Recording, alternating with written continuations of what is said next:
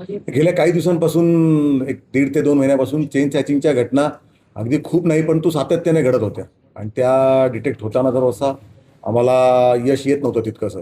Sangvi police स्टेशनची एक chain चॅचिंग झाली होती.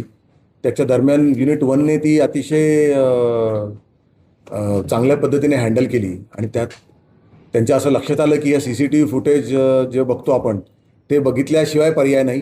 दापोडी, दोयरोड, तळेगाव ह्या सगळ्या परिसरातले CCTV फुटेजेस बघितल्यानंतर असं लक्षात आलं की हा एकच आरोपी आहे. त्याची विशिष्ट लकब आहे, विशिष्ट मोटरसायकल आहे आणि तो बँगलोर हायवेचा वापर करतो. त्यानंतर पुढे खात्री केली असता असं लक्षात आलं की तो बाणेर परिसरामध्ये त्याचा वावर आहे सध्या. त्यामुळे तिथे बाणेर परिसरात गेले 3-4 दिवसापासून ट्रॅप लावला असता.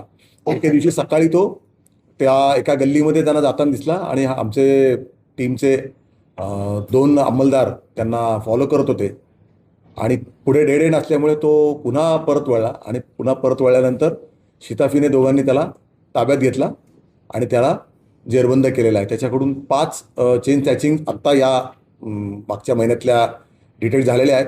अंदाजे 76 ग्रॅम सोन्याच्या जे चेन्स आहेत त्या त्यांच्याकडनं रिकवर झालेल्या आहेत 15-1 लाखाच्या. हा पूर्वीसुद्धा असेच गुन्हे करत होता. 16 ते 24 पर्यंत तो ॲक्टिव्ह होता. त्यानंतर जेलमध्ये गेला. जेलमधून आल्यानंतर त्याने इतर बरीचशी कामं करायचा प्रयत्न केला. ओला उबरचा ड्रायव्हर, चायनीजची गाडी वगैरे. परंतु त्याला ऑनलाईन जुगाराचा नाद लागल्यानंतर, कर्जबाजारी झाल्यानंतर तो पुन्हा या क्षेत्राकडे वळला आणि गेल्या काही दिवसापासून त्याने पुन्हा चेन चॅचिंग सुरू केली होती. या दिवशी आम्ही त्याला पकडला रेड हँड. त्या दिवशीसुद्धा तो चेन चॅचिंग करण्याच्या उद्देशानेच इथे आला होता आणि ती चेन चॅचिंगसुद्धा आम्ही टाळू शकलो. एकंदरीत आमच्याकडच्या 5 चेन चॅचिंग आम्ही डिटेक्ट केलेल्या आहेत. आता इतर चेन चॅचिंग अजून कोणाकडून त्याच्या डिटेक्ट होत आहेत का हे आता तपासाअंती निष्पन्न होईल. यामध्ये आमचे DCP रोहिदास पवार, ACP विशाल हिरे, PI Arvind Pawar, API गुळिंग, API Gawade आणि त्यांच्यासोबतचे अंमलदार जावळे, भोपे, जानराव, भालचीम आणि चिखलकर या सर्वांचा सहभाग आहे. 2 पथकांमध्ये यांनी काम केलं. एक पथक ग्राउंड वर्क करत होतं, CCTV बघणे वगैरे, आणि दुसरं पथक ॲक्च्युअली फील्डवरती होतं. तो राहणारा सोलापूरचा आहे. सुमित इंगळे नावाचा व्यक्ती आहे तो.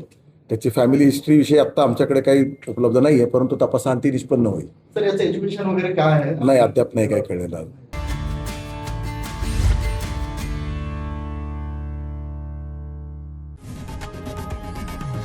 लोकशाही मराठी ऐका, पहा, जागरूक रहा.